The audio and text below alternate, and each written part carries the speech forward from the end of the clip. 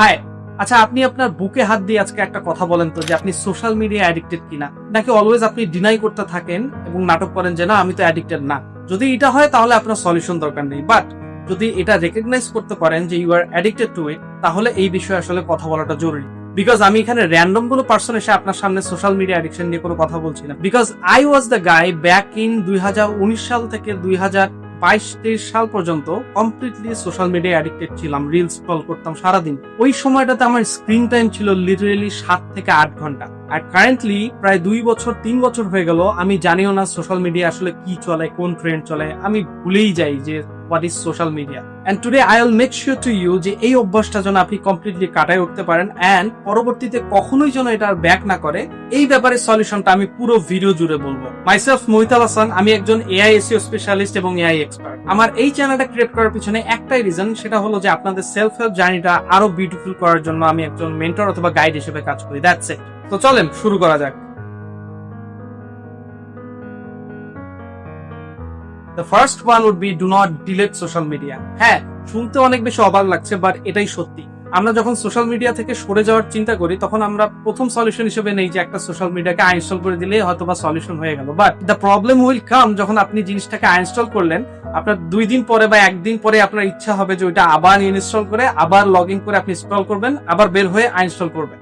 So এটাতে হচ্ছে কি, আপনি আপনার ব্রেনকে কিন্তু সিগন্যাল দিচ্ছেন যে দিস ইজ সো ইম্পর্টেন্ট, যার ফলে আপনি 1 থেকে 2 মিনিট ওয়েস্ট করে এই জিনিসটা ইনস্টল করে ওটার পিছনে টাইম দিচ্ছেন। তো এটা একটা নেগেটিভ সিগন্যাল যাচ্ছে আপনার ব্রেইনে যে জিনিসটা আপনি ইগনোর করতে যাচ্ছেন, আপনার ব্রেইন সাবকনশিয়াস ওয়েতে ধরে নিচ্ছে এটা way more important for your life. ঠিক যার ফলে এইটার উপর অ্যাডিকশন আপনার আরো বেড়ে যায়। So I would suggest do not delete or uninstall any kind of social media apps. এটা কোনো সলিউশন হতে পারে না। Then number 2 is missing out anxiety. দেখেন, প্রত্যেক দিন আপনার কিন্তু একটা সময় মনে হয় যে আমি আজকে ইনস্টাগ্রাম বা আমি আজকে ফেসবুকে ঢুকি নাই, তার মানে আমি কিছু একটা মিস করে ফেলছি, কিছু একটা চলে যাচ্ছে আমার কাছ থেকে যেটা আমার জানা উচিত। আমি এই জিনিসটা না জানলে একটু কেমন কাজ করছে ভিতরটা। আপনার সাবকনশিয়াস মাইন্ড অলওয়েজ ওই দিকে অ্যাডিক্টেড করবে আপনাকে। ডিপ ইনসাইড এটাতে আপনার অনেক বেশি কিউরিওসিটি কাজ করে। আপনি হয়তোবা কোনো একটা সোশ্যাল মিডিয়া, ইটস লাইক যে ফেসবুক, ইনস্টাগ্রাম, যে কোনো জায়গায় গিয়ে আপনি সার্চ করছেন এমন একটা জিনিস যেটা আপনার লাইফ চেঞ্জ করে দিবে, লাইফ চেঞ্জিং, এন্ড ফ্রিকোয়েন্টলি আপনি আপনার নিজেকে ফোর্স করছেন ফাইন্ড দ্যাট আউট, বাট আপনি পাচ্ছেন না। দেখেন, একটা সত্যি কথা বলি, সোশ্যাল মিডিয়া যত কিছু কন্টেন্ট দেখেন না, ইউ আর দ্য প্রোডাক্ট। আপনাকে প্রোডাক্ট বানায় সবাই, সবকিছু বানাচ্ছে to grab and steal your attention. Yes, this is true because I am a content creator. I know all of the things. I know the loopholes. I know কিভাবে কি করলে আপনার attention grab করে আপনার সময়টাকে চুরি করে নিয়ে সবাই নিজের ফায়দা নিচ্ছে। আর আপনি যখনই একটা র্যান্ডম শর্টস বা কোন একটা রিলস দেখে সময় কাটাচ্ছেন, ঠিক ওই সময় কিন্তু লাখ লাখ রিলস আপলোড হচ্ছে। সো কোনো কিছু ওভাবে মিস করার কিছুই নাই। You are already missing it out. Think about it.